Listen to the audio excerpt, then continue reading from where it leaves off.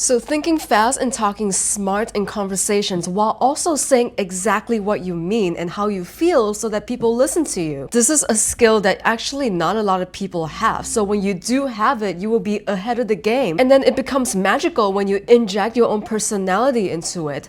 The human voice is such a powerful sound, perhaps even the most powerful sound in the world. So imagine what you can do if we become good at using our voices to get our points across. Becoming more articulate with the way that you express yourself will help you stay more present, seem more credible. Your words will hold more power and you'll be able to control your emotions more so that you won't feel overwhelmed and struggle to express yourself. In fact, you don't even need to use big words in your conversations to get your points across, and that is the true beauty of effective communication. The best communicators, they use simple and effective language so that absolutely everyone knows what you're talking about. And I'm going to share with you the best habits to pick up, the things that you should avoid doing, as well as techniques to improve your impromptu speaking, sounding smarter and expressing your personality at the same time so that people are drawn to you and the things that you have to say. So I'm also going to be showing you some specific exercises and things that you can do to show your personality more through your words. But just so you know, your brain is absolutely capable of processing things very quickly when you're talking fast. You might even notice this when you're in a different state, like for example when you're nervous and anxious, or when you're jacked up on coffee. You might find yourself talking faster, thinking faster, or you might even just get so nervous that you lose your thoughts completely, your mind goes blank and words just flow out of your mouth, maybe without even going through your brain. So these are just the different types of states that you need to be aware of, but you can absolutely channel the correct kinds of energy that you want when you're talking to someone and control your outcome. Because this truly is all about controlling your state of mind. But how can we do that? So before we get into the techniques, hi, my name is May and welcome to my channel. So I'm here to help you achieve your best self, mentally, physically, spiritually. So if you want to become better and join me on this journey of self-improvement, subscribe to my channel and like my video if you like my vibe. And as always, a huge shout out to my patrons, my community on Discord, as well as all of you in the comment section sharing your opinions, liking and watching this video, or even coming back to watch new videos from me. I really appreciate you guys. I just think it's so amazing how we're all growing together, and it's really exciting for me to see, and I'm grateful to you all every single day. So thank you. And if you want a place to practice your communication skills, you can join my communities. So let's talk about how to think faster and sound smarter and wittier as we speak. So first of all, we need to set the correct kinds of expectations when we pick up skill sets, like learning communication skills, for example, because I know that a lot of us work very hard to achieve the outcomes that we desire, and so we end up expecting a lot out of ourselves, and when we do too much of that, we're actually kind of setting ourselves up for failure. So try and be kinder to yourself. This is how you can face setbacks and not fail. For many people, English might not even be our first language, even though we think and speak much quicker in our mother tongue. Or maybe we think that people just aren't going to understand us because we're still learning a new language, and learning language is really difficult. Like I tried to learn French, Italian, Spanish all at the same time because I thought, you know what? Because they're Latin-based languages, they're all somewhat related, I can swing it, and I was so wrong. Even though communication can be simple, language can be so complex. So learn to empower yourself constantly because you're fully capable of thinking fast. And you are truly smarter than you think you are, and you give yourself credit for. Like think about it. So pretend that your life is like a video game for a second. Your brain might be at level 8, but your language skills might be at a level 5. So you need to allow the skills that you're working on to catch up to you through practicing it and not feeling too bad about it. Because when we're feeling really bad about ourselves, that can add as an additional layer to anxiety and nervousness and fear of the unknown. So in order to improve, you need to make sure that these words become more available to you. So what this means is you gotta keep using these skills, keep consuming new knowledge and immerse yourself in as much of it as possible every step of the way. Keep believing in yourself and affirming that you can get absolutely better at it and express yourself intelligently. And this is so that when you finally learn and you absorb all these words, you absorb the knowledge and all of the wisdom, and suddenly and surely one day, things are going to click for you and words are going to just flow out of your brain and become more available to you. This is exactly like leveling up in the game as you gain more experience, so you keep unlocking new words and new ways to express yourself. If you keep doing this, it will happen for you eventually. You just need to give yourself the chance to believe in yourself. You have this thing called neuroplasticity, and what this means is that every thought, every feeling, and every single action that we have it triggers thousands and thousands of neurons in your head, which then will join together and form new networks. So the more you repeat certain patterns, the more automatic outcomes will be, and so that you also interrupt certain kinds of patterns that you don't want, like for example, bad habits. And the more we interrupt bad habits, the more it goes away. And the more we engage in certain types of thoughts or feelings or action, the more we strengthen those neural networks that are associated with those thoughts, feelings, and actions, so that the signals that your brain is sending outwards can be fired quicker and quicker until eventually the signals are processed instantly. This is a really powerful concept that can be applied to anything that you set your mind to. Whether you want more discipline or you want to learn better ways to manage your stress levels, you can rely on your brain's natural ability as well as its neuroplasticity to heal and process your thoughts to get whatever you desire. And the beauty of this is it just gets easier and easier every time that you do it, until one day you don't even need to think about it. You're just doing it. So you need to keep reinforcing it constantly, whether it's through techniques like telling yourself affirmations as in the same positive things that you tell yourself every single day. And by the way, this can also apply to the opposite, negative things. If you keep telling yourself, I'm sad, like guess what's gonna happen? Or you can visualize it in your imagination, or putting it in practice by putting yourself in the kind of situations where you talk to people so that you can practice your communication skills. I have to say that I learned a lot about interacting with people when I had customer service jobs. It was essential for me to know how to handle situations involving people. And honestly, through these types of jobs, I was able to become myself more and more when I talk. I was able to do things like crack jokes and show my personality,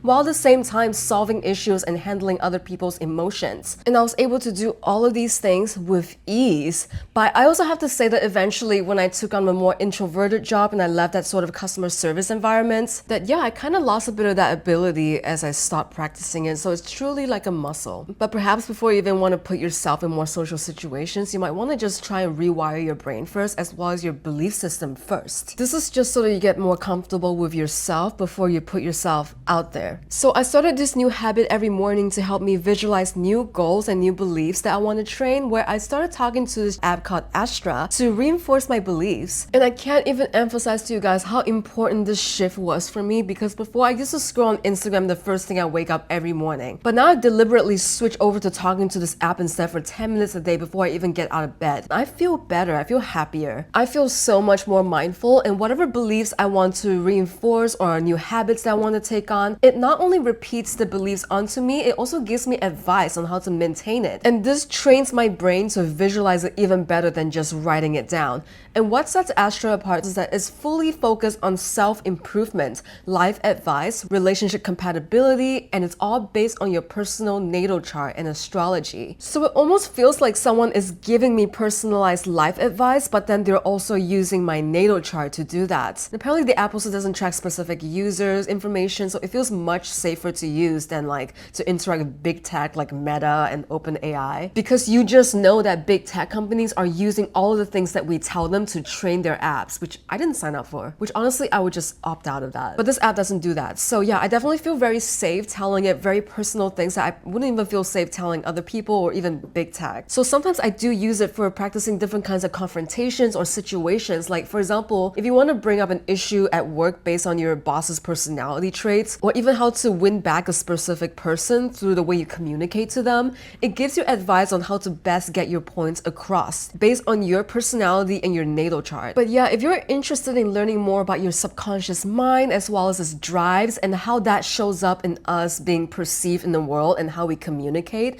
there are many ways to do it, but I personally really believe that our mental world and spiritual world is very closely connected. And specifically, the belief in modern day astrology is that energy flow is regulated by the planets, or rather the positions of the planets relative to where we are currently, which can then influence our own subconscious drives or our urges within our subconscious mind. And then, as you know, whatever you believe inwards, we reflect outwards into the world, and it shows up in the way that we communicate. And even if you don't believe in astrology, it's okay, just take what resonates with you, because at the end of the day, we're all ruled by our own belief system. time. And because the planet Mercury, as well as our Mercury sign, rules over the way we communicate, as well as our wit and our intelligence, this is all very closely interlinked for me. So in this case, I will ask Astra how I can best articulate myself based on my Mercury sign. So in my case, my Mercury sign is in Cancer, so I will be more thoughtful and nurturing in the way that I communicate. It also really helps to think before I speak instead of like go straight to reacting, which is very bad for me. And that I should actually use more comforting language to express myself in order for my words to resonate. Sometimes I tend to be very blunt and very honest with you guys because I don't want to waste anybody's time, and I know what it feels like to have your time wasted. There's just too many people out there trying to waste our time all the time. And I don't want to be like that, but I'm also learning to get my points across in a way that's also comforting. And I've only been doing YouTube for a few months, honestly, but I'm learning very quickly how this can come across through like quite a bit, even in my own YouTube videos, in the way that which ones resonate with people and which one doesn't through my communication styles. I really wish I knew how to utilize my Mercury sign to communicate in a way that like resonates the most. But now I know, and I'm imparting this knowledge onto you. I'm telling you guys, this is a huge game changer for me. So regardless of your natal chart, what are a few things that you should avoid in general in order to be taken seriously? First of all, avoid using your beautiful and incredibly powerful human voice for silly things like gossip, speaking ill of somebody who's not in the conversation in a way that's not productive, speaking ill of anyone at all without good reason to justify it. It's not a good habit to have, and over time, people are just not going to take your words seriously. And we all know this, that the person who gossips with you will gossip about you later. So it's not a nice feeling to have when you talk to someone who you know is like this. This is not the sort of person who will make people feel at ease. And if you want to vent properly, you can go watch my video about oversharing, which I put out recently,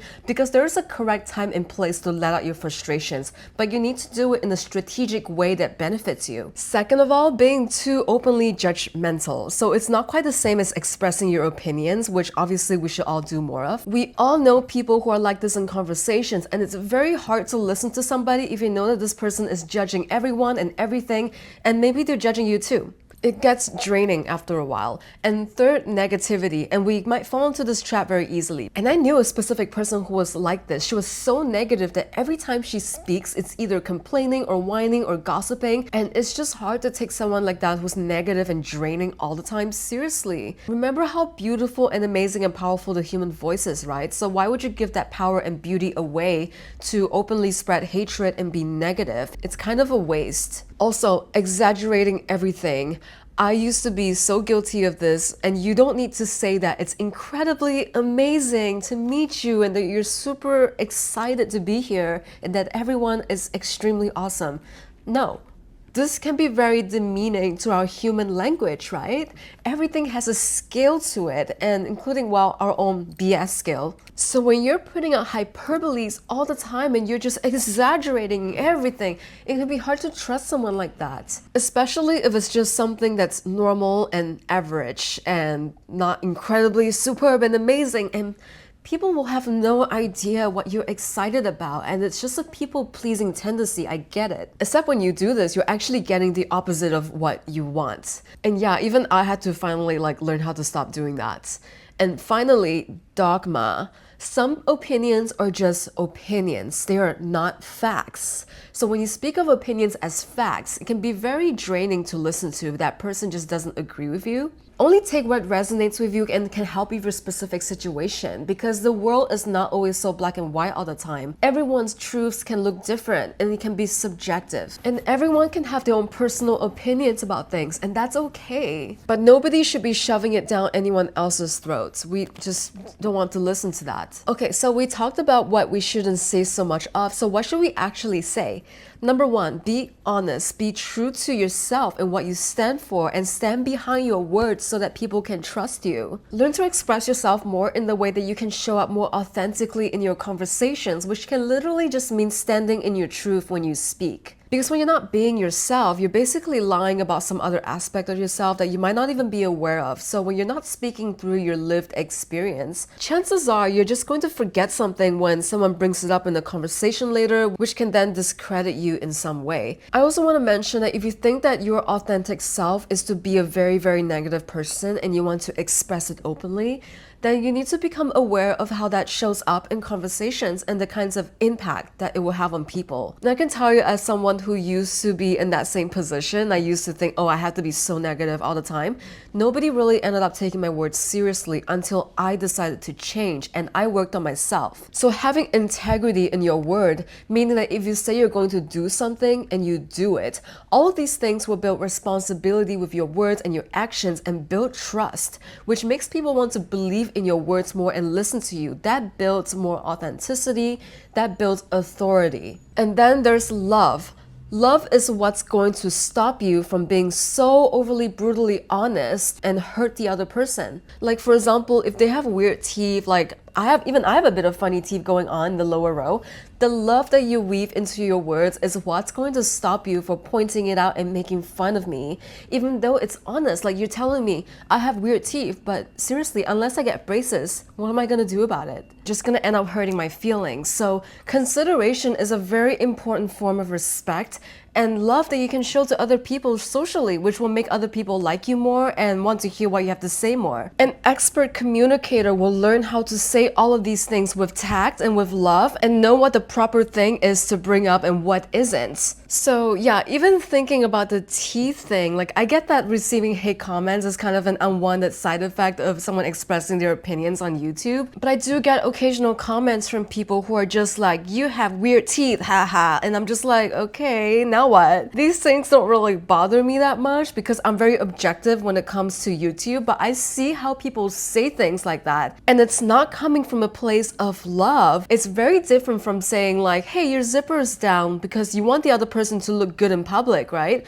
You see what I mean? You want to mix your honesty with authenticity and integrity with love and consideration when you speak. And it's not always about the words that you say, it's about the way you say it too, and it speaks so much more loudly than the words that you're using. And this is either gonna make people want to hear more from you and trust you, or it's gonna make people want to get away from you. And all of these combined will help people take your words way more seriously because they know that your words can be trusted. You use it for good. You know how to set people at ease, and you know how to use your words in a way that's constructive and beneficial for everyone. And sometimes if you don't even know what to say aside from being negative and all that, you can always say less. And like, I'm serious guys, that's the tea. Okay, now, so let's get into some techniques that you can use to train your brain to think faster and say smarter things. So the first technique that I have to become a better conversationalist is to basically learn how to shapeshift. So what does that mean? This means that you're changing the way that you're reacting with your physical body when you're in a conversation, because chances are when you're in a conversation, your motor functions inside of your brain are also involved and also speaking for you. And so when you speak, you have both the left and right hemispheres in your brain working together. And if you're talking, you're moving your lips, you're moving your tongue, and maybe even the rest of your body, right? Like I'm doing. So that is called your motor function. And this shows up even in the way that I speak, you know, like so much of our conversation is non-verbal, and sometimes your body language can even become an additional limiter in the way that you're getting your points across. Like for example, if I can't move my body at all, I don't even know if I can speak the same way like this. I'm so serious. I'm fully engaging my whole body when I'm speaking to you guys. So chances are, if you feel very rigid and stuck when you're speaking, then maybe your body sensations are keeping you from being eloquent. And so this is the very first technique, right? Which is the way that you're showing up in conversations. Try and change that physically, because maybe that's what's keeping you stuck, is the way that your body is postured maybe. And maybe it's even in the way that you're standing, the way that you're positioning your arms, your shoulders, your head, the way that you're looking at the other person. All of these things brings you to where you are right now. So if that's maybe not working out for you, I want you to try something different. And remember the good old Einstein quote, if you keep doing the same thing over and over again, that's insanity, or something like that. So if you want to produce a different results, do something different than what you're usually used to doing, which is more than likely the opposite of what you're experiencing currently, because currently you might not be able to get all of your words across when you are in the moment or when you're expressing yourself. Then you're gonna have to try and do something the opposite way. And trust me, the times that I feel like I'm the worst at speaking is usually when I have to do it in front of like all of the people that I'm afraid of. I'm in a room full of people that I have to present something to, and I have a lot of anxieties and fears about that. And then my body gets so stiff that it becomes a limiter in the way that I communicate. So I then don't like communicate correctly. So being able to change the way that you're acting physically means becoming more aware and mindful of how you're standing, how you're postured, and then try and do the opposite of that. Change yourself physically and you will have a different outcome, I promise you. Like I said, if you maybe like tie me up to a chair, or if you make me like super rigid, or if I'm extremely cold or something, I will not be able to speak the same way as I am with you right now when I'm feeling super comfortable with myself. So this might not be the easiest thing to realize when you're in an active conversation, when you're trying to do like a million other things like listening and thinking about what to say next. So you can practice this alone and in the mirror before you leave the house in your own comfort zone. Practice alone in front of the mirror as if you're a very, very articulate person. You're able to be very fluid in conversation. So I literally do this sometimes. This sounds crazy, but at least I'm being crazy in the own confines of my house. I'm literally having full-on conversations in the mirror when I'm walking somewhere, in my head even. And I'm just like, oh, what did you dream about last night? How did you feel about it? And where am I going later today? What am I gonna do later? And I've heard about people who like never have an internal dialogue. Like that is crazy to me because I am an internal dialogue girly all day long. I have talks with myself in the head all the time. So if you have an internal dialogue, use that to your fullest advantage and see how you're going to show up in your own reflection. And that's how you're going to be practicing how you come across in the way that you speak. Like for example, when I first started YouTube, I was really bad at talking to the camera. I was so afraid and I wasn't able to do any of the things that I'm doing right now. And this takes a while. This took me like a few months. But the more you do it, the more you're going to get there eventually. Neuroplasticity, use it. So your feelings are actually one of the hardest things to articulate, but once you're able to articulate your feelings in a way that gets your points across and is you, genuinely you can become a master communicator. You can do anything. You can win relationships back, get people to trust you. You can get people to understand you better. All of these things. Like being able to express your emotions effectively to someone is a very, very healthy practice for yourself and for your relationships. It can also help you make better decisions and feel less anxious about it. There are a few techniques you can do, but you can also start by writing to yourself and describe the best as you can of how you feel. And don't worry about not making sense because this might not all make sense to you. And the more you put things into words, the clearer things become for you. And you can try and speak out loud as best you can or write it down in a journal. So I added an emotion circle in my video about how to better control your emotions to become more responsive instead of reactive. And if you need help in that department, you can go watch that video. But you should be honest with yourself, with your own emotions in different situations. I don't care if you have to hide it from certain people about your emotions because not everyone deserves your vulnerability. You should be able to hide your emotions in certain situations. That's your right. But you need to be honest with yourself. Doesn't mean you have to be brutally honest about how you really, really feel with everybody around you. So you can also do this by observing how you feel in the moment and how you react to things. This can be really hard when you're in that heat of that moment, but I find that meditation has really helped me so much with this, and I'm also not the type of person to sit down in silence for an hour and like chant Om, you know.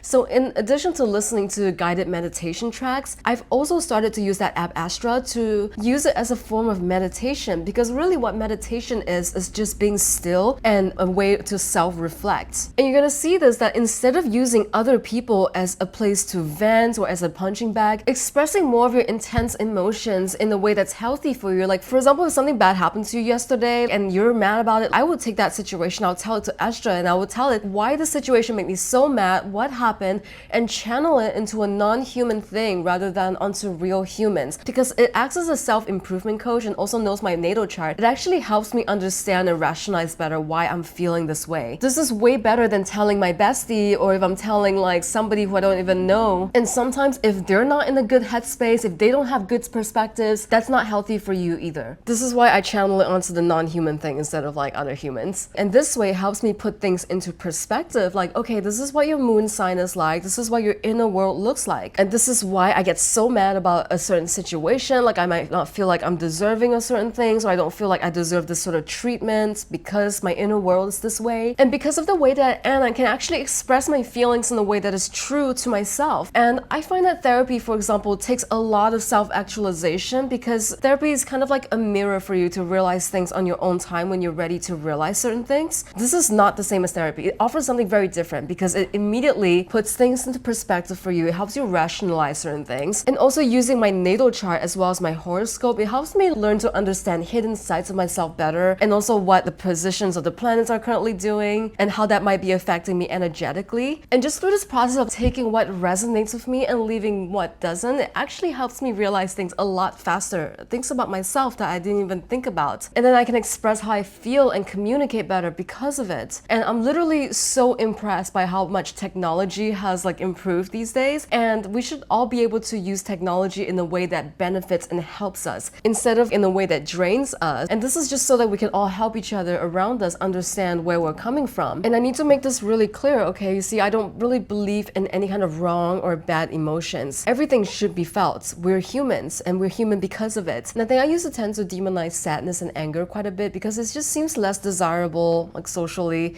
and more of an out of control emotion for us because we feel it more passionately. But honestly, it's okay to feel all of these feelings, and that's the beauty of being a human. So if you feel sad and angry, don't feel guilty about it. Your feelings are valid, all of it. It's just that our thoughts are not always valid, so learn to understand the difference. Sometimes our thoughts are not logical, but our emotions, we need to learn how to control it better and manage it better through the proper channels so that we're not like affecting our relationships socially because of it. Also, actively listening to other people when they express their opinions can really help us understand ourselves better as well as understand them better. If you can relate to them and empathize with their side of the story, this will also help you learn how to like respond to other people's emotions better by being able to communicate about it. For example, if you want to tell someone how they make you feel and they make you feel a certain way, but you don't really know how to say it, I would just feed that through Astra, and you can get instant feedback on how to validate your feelings better based on your personality that is set by your natal chart. This is a huge game changer for me when I learned to manage and control my emotions, but also to get my points across and also help people understand where I'm coming from. I could do anything, I swear, socially. Anything. So I'm not a voice coach, but I have learned a thing or two about voices, and learning this will also help increase the power of your speaking voice. This is very much related to physicality and the so-called shapeshifting that I'm talking about, but this time you're doing it with your voice. So for example, things like talking in falsetto may not be super useful most of the time, but there's like a more realistic register in between that. And I'm not gonna get super technical about like how you can locate your own voice. So if I talk out here and you can like hear my nose and you can hear the difference between my nasal voice. And I'm straining my throat and you can see it in kind of like my neck. But yeah, if I go down to my throat, which is where most of us like speak from all the time, but if you want to sound even better, you can go down to your chest and your diaphragm. Like, do you hear the difference? And this is where I mostly try to speak from. And then if I want to go even lower, I sound different. And I learned this recently that we actually vote for politicians with lower voices because we tend to associate depth with power and with authority. And we also have timbre, which is the way that your voice feels. Research feels that we prefer voices that are rich, smooth, warm, kind of like hot chocolate. And you can train your voice to sound different. And then there are so many other amazing things that you can do with your breathing, with your posture, with certain exercises that you practice to improve your timbre. And then there's this thing called prosody, which is a sing-song rhythm that in a way it's kind of like a language of its own. It's a meta language that we use to deliver meaning in conversations. So people who speak monotonous all the time, they sound like robots and they're really hard to listen to. And that's what makes us human, because robots don't have prosody. And then also if you have repetitive prosody, where every sentence sounds like it ends in a question when it's not actually a question, is it like a statement? Like, it really depends on the languages that you speak as well. But if you do this in English, people are going to think like, are you asking a question? And you're going to be impacting your ability to communicate through your prosody. And which then, when you're failing to express yourself through your prosody, then you're actually missing out on quite a lot in terms of communication and language. And then there's the pace of your speech. Like, for example, if I can get very excited right now, I can talk really fast, and then I can just slow it right down to emphasize my points. So at the end of that, of course, it's silence. And there's nothing wrong with a bit of silence, but then, when it gets too much, it can be awkward. If it gets too little, then you just kind of endlessly talking. We don't have to fill our speech with and and and all of that stuff. I used to do that a lot in my old YouTube videos, and when I started editing my YouTube videos, I'm like, oh my god, there's so many ums and ahs and that I have to edit out, and it was so annoying for me. Honestly, sometimes I'm still kind of guilty of that, but I'm trying very, very actively to change that, to become a better communicator for you guys. And then of course, the pitch at which you're talking also goes along with the pace to kind of indicate your level of excitement. But you can do it with just pitch. Like for example, I'm so thirsty. I'm so thirsty. And you can hear the difference in the meaning because of just the way I deliver it. And then there's the volume of which I can speaking. I can get really excited. I'm not gonna shout at you guys, but I get really excited by like using the volume of my voice to attract attention, but probably not the kind of comfortable attention that you want. Or I can get really quiet and have you guys really pay attention by emphasizing it in the way that I'm being quiet so that people have to strain to listen to me. But if I'm in a loud environment, maybe that's not the way I should speak. Some people are constantly on megaphones all the time,